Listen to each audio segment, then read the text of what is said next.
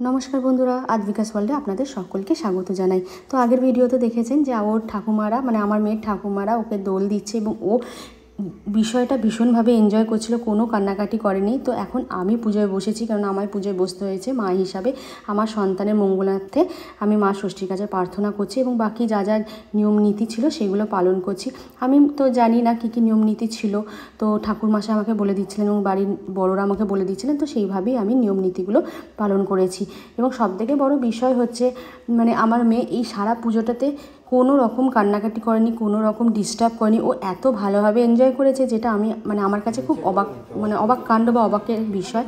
তো খুব ভালোভাবে সবার আশীর্বাদে, ঠাকুরের আশীর্বাদে এবং বাড়ির বড়দের আশীর্বাদে পুজো খুব ভালোভাবে সম্পন্ন হয়েছে। তো বাকি আর কথা বেশি বাড়াবো না, তো বাকি নিয়মকানুনগুলো আপনারাই দেখতে থাকুন কিভাবে কি হলো। তো খুব ভালো লাগবে আপনাদের।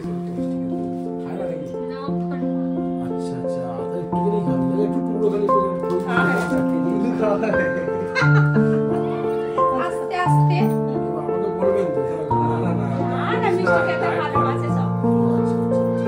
বাস এই যে এটা খাও, একটু খাও আগে দিয়ে দিই, একটু খাও না কেন খাও দেখো সব সময় কি জ্বালা আছে এখন খাও না ভালো আছে মিষ্টি হয়েছে বাস আমাদের পয়সা দিয়ে যাই হোক না কিছু নেই ভ্যাকসিন আর সাইড ষষ্ঠীকে দিই একটা